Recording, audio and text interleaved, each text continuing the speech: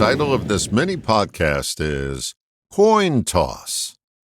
The grasshopper stopped me in my tracks one day when he delivered this piece of wisdom. The hardest person to help is someone who doesn't think they're in trouble. Most parents can tell when a child is moving along a path that's not in their best interest, especially teens.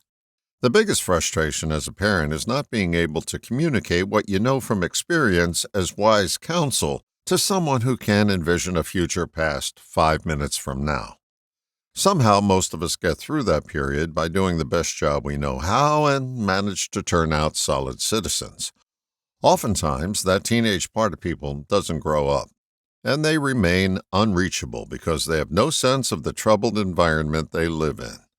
Any physician, counselor, clergy member, family member, or good friend will tell you the most exasperating situation to be in is with a person who knows it all but knows nothing.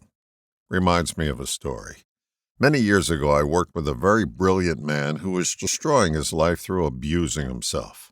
No one could reach him because he would only engage in the debate on the plane of words and ideas and never on that of behavior. Truth be told, he was an arrogant ass, but one that was in trouble. This story doesn't have a happy ending.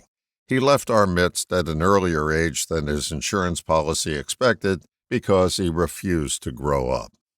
Teenage years are for teenagers.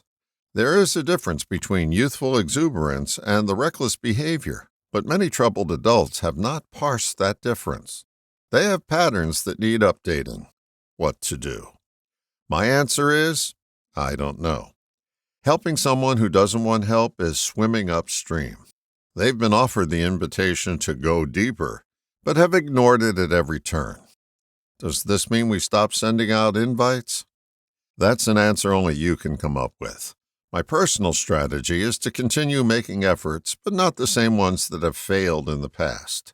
Yet, even if we are Edison-like in our ingenuity, we may never get them to see the light. Reminds me of another story. Some 35 years ago, Dr. Dave Dobson asked our class what we would do if we were piloting an airplane heading for the ground at 500 miles an hour. We offered many different answers to his question, and our answers were always followed up with his next question. What if it doesn't work? Then what would you do? This went on and on until we ran out of answers. He then asked us in his Socratic method if we'd like to know what the answer was. Of course, we all said yes. He said the answer is anything else. Anything else requires a lot more curiosity and tenacity than giving up. The only question you then have to ask at that point is this person worth my continued effort? Don't be surprised if the answer is no. Some people have to bump into every doorknob and bruise themselves mercilessly before they believe there is a doorway. It may not be in your best interest to walk every step of the way with them in that unlit funhouse. Again, I don't have an answer to this dilemma.